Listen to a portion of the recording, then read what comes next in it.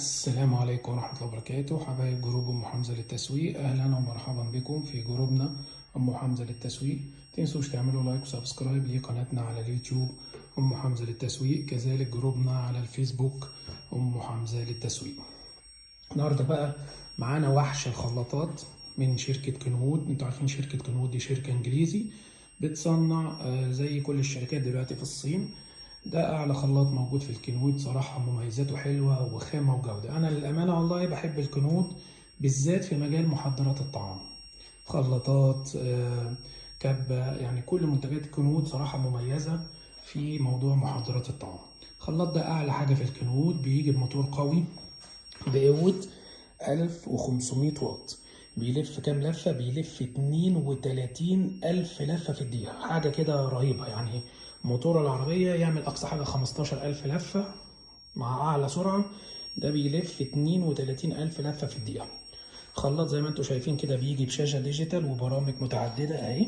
أنا من هنا بختار البرنامج، وطبعا معرفش باين في الصورة ولا لأ، برنامج الشوربة، برنامج الصوص، برنامج الخضروات، برنامج الكراشر اللي هو تكسير التلج اللي يحب نعمل مشروبات، في برنامج السمارت.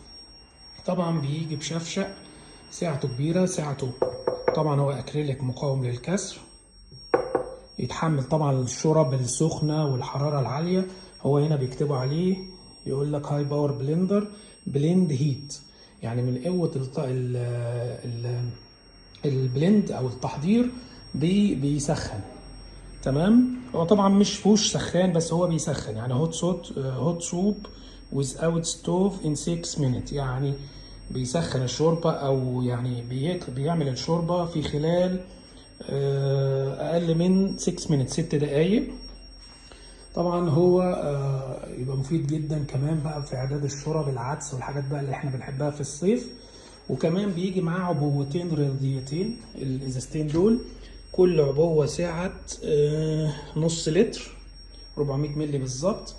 عبارة عن ايه؟ بصوا العبوة بيجي معاها كده قاعدة بسلاح، ده بقى لو انت حابب على طول تشيل الشفشق بالشكل ده وتركب الحاجة اللي انت عايز تعملها. لو انت مثلا رايح جيم او شيء ومستعجل، يا دوب تركب العبوة كده وتحط العصير اللي انت عايز تخفقه وتعمله فريش على طول.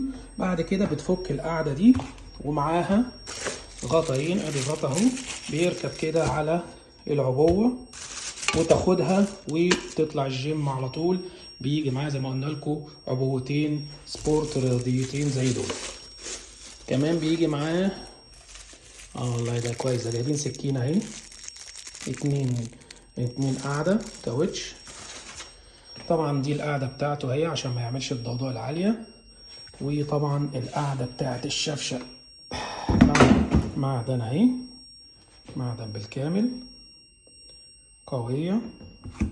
الشفشق زي ما قلنا لكم اكريليك ضد الكسر، السعة بتاعته 3 لتر. هم هنا اهو كاتبين ماكس كاباستي، اعلى سعة ليه 3 لتر. خلاط قوي، سعة عالية، موتور حاجة جديدة ما شاء الله، 1500 واط. ان شاء الله يوصل لاصحابه بألف خير وسلام. السلام عليكم ورحمة الله وبركاته.